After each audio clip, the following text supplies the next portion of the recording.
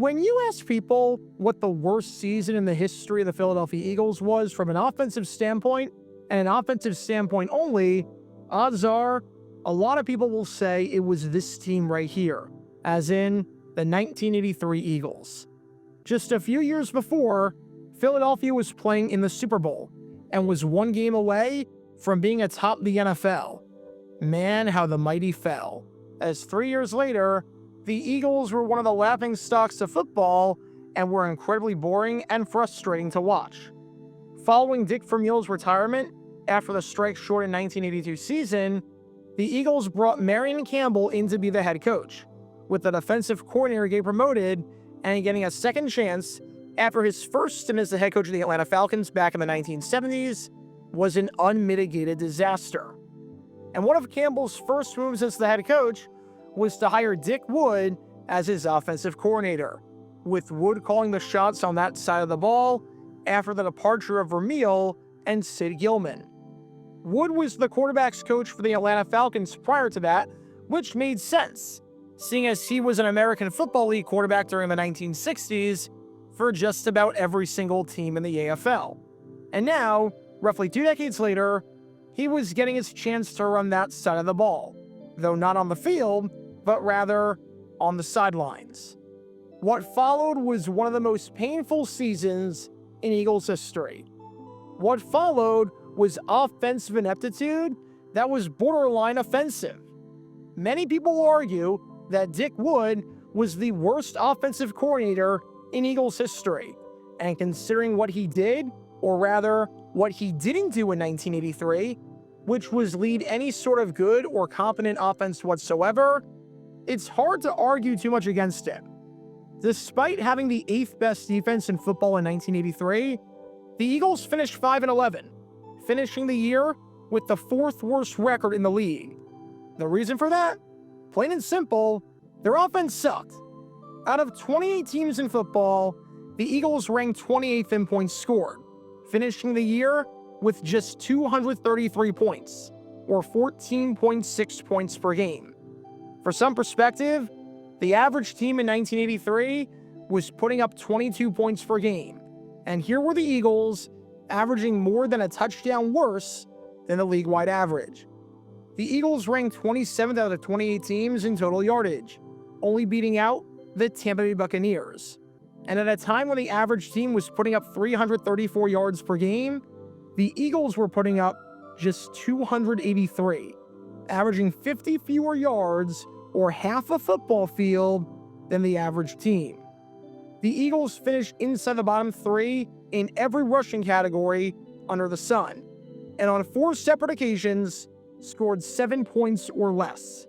The Eagles had as many games where they scored more than 20 points as they had games where they scored 7 or less, just to give you an idea of how awful they were offensively. And in one particular game, a 31-7 loss to the St. Louis Cardinals, the Eagles finished the game with 14 rushing yards, with their leading rusher having 10 yards. That should not be possible in 1983 with how the game was designed, but here we were. Dick Wood's offense in Philadelphia was unwatchable, and it's no surprise as to why the Eagles parted ways with him after the 1983 season, because literally anything would have been an upgrade. A literal piece of wood would have been an upgrade over Dick Wood. And to give you an idea of just how bad he was, how in over his head he was, and how incompetent he was, imagine giving a halftime talk so bad that everyone calls you out for how awful it was. Imagine using the time you have in between the first and the second half to talk about petty high school drama and not about the actual game. Imagine your boss calling you in for a meeting before a huge event, and instead of talking about the event, the boss talks about something completely unrelated and pointless, wasting your time and everyone else's time in the process, making you more unprepared for the huge event and leading to no one respecting the boss anymore. Well, that's exactly what happened in 1983 during a divisional battle between the New York Giants and the Philadelphia Eagles, when after an awful first half, Dick Wood decided to try something for the second half, only to somehow make things worse than they already were, which is saying a lot. Because this is the story behind Dick Wood, the 1983 Eagles, and one of the lowest points in Eagles history that you might not know about. Make sure you hit that like button down below, subscribe, and turn on the notification bell so you don't miss a single video that we post on the channel.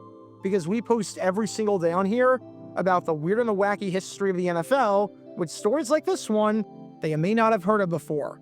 So if you like that sort of stuff, then this is definitely the place for you. Thanks in advance for liking and subscribing, and for helping us grow this community.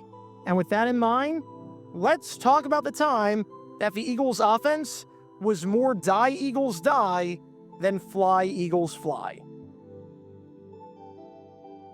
Before I talk about the actual incident in question and how insane it was, we need some context to understand not just the importance of the game at hand, but how the game itself was going. It's November 20th, 1983. It's week 12 of the NFL season, and as we're heading into the home stretch, we've got an NFC East battle on our hands over at Veterans Stadium between the New York Giants and the Philadelphia Eagles. Philadelphia enters this game as arguably the coldest team in football, as following a somewhat surprising 4-2 start, they enter this game having dropped 5 straight, sitting at 4-7 and seemingly out of the playoff picture, already mathematically eliminated from the division hunt, and with the number 5 seed at the time being 7-4, 3 games up on the Eagles with 5 to play. This was a team that, barring a miracle, was dead in the water, thanks in part to an offense that was the second worst in the NFC at the time, and an offense that scored single digits more times than they scored more than 20 over their 5-game skid. However, if ever there was a time for a get-right game, it was this game against the Giants. The last time the Eagles won a game was against the Giants back in Week 6. The Giants hadn't won since September in a Monday Night Football game against the Green Bay Packers that you can learn more about by clicking the card in the upper right corner. And the Giants enter this game at 2-8-1, boasting the worst record in the NFC outside of the Buccaneers. It really is amazing to think about how 2 years ago, this was a playoff matchup, and now it was a 4-7 team against a 2-8-1 team.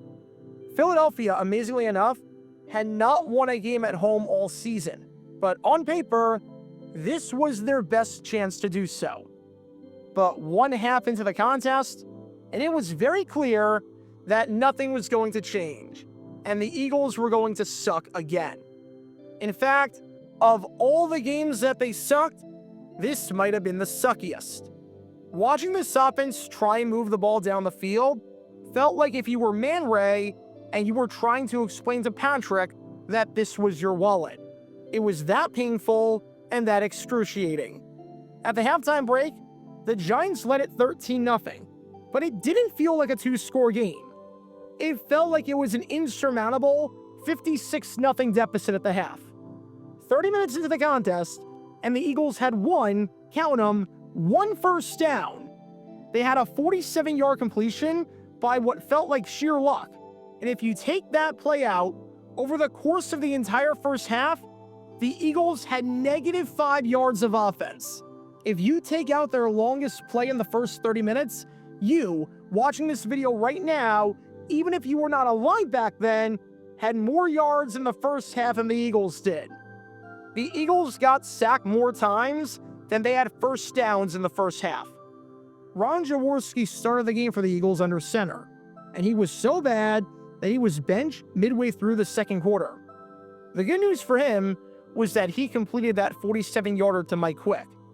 The bad news was that this was, quite literally, his only completion of the half, as before getting benched, he was 1 for 9 with no touchdowns, 1 interception, and a passer rating of 9.3, which is worse if he did nothing but spike the ball into the ground on every single play.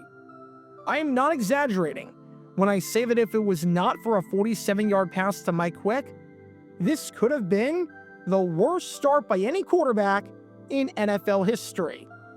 After the 47-yard pass, the Eagles went 9 straight plays without picking up a single yard.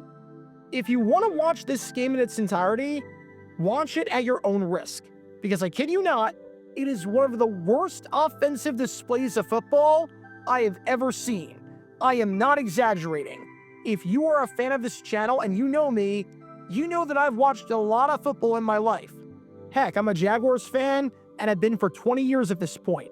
I've seen some bad football. I've seen some crap. This is up there with the worst of the worst. But the halftime break is an opportunity after this inept display you've been watching to change some things up. It's a chance to adjust, to regroup, and to come up with a new plan of attack.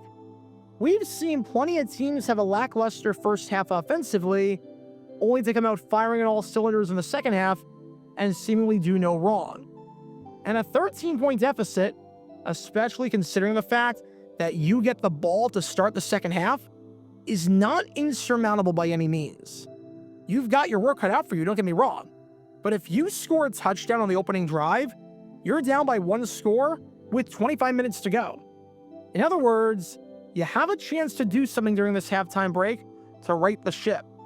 And if you're offensive coordinator Dick Wood, especially against a Giants defense that had already allowed 33 or more points in 4 games this season, so they weren't exactly world beaters or that good, you can turn this around. So during this halftime break right here, what did offensive coordinator Dick Wood do? The good news was that he spoke to the team. The bad news was he wasn't exactly good at it. He would have been better off just meditating and sitting in silence, because he brought his offensive guys together and basically vented in a high school drama session. He spent the entire halftime break talking about how he felt underappreciated, how he felt criticized for things that aren't his fault, how he felt like he was being mistreated, and how he felt about life in general. Some of the things that he said during this halftime talk, which was an attempt to motivate his guys, mind you, included, "I know some of you guys don't like me, but I don't care. I may get fired, but I'm gonna land on my feet. I have more guts than some of you guys, and some of you can't even look me in the eyes." And look, there might be an appropriate time to air out comments like that. There might be an appropriate context to talk about your feelings and talk about petty drama and command respect and whatnot. But I can promise you, it wasn't at halftime of a winnable football game against a division rival when you have only a couple of minutes available at your disposal. That's one of those times where you need to focus on the task at hand and make the necessary adjustments, and not go full Mean Girls assembly when the students lose their mind and the burn book gets discovered. Just imagine the pitching coach if he did something like this during a mound visit in a critical spot and just vented out his frustrations about how he was treated to the pitcher on the bump. It would be ridiculous. Yet, that's what Dick Wood decided to do during this halftime break.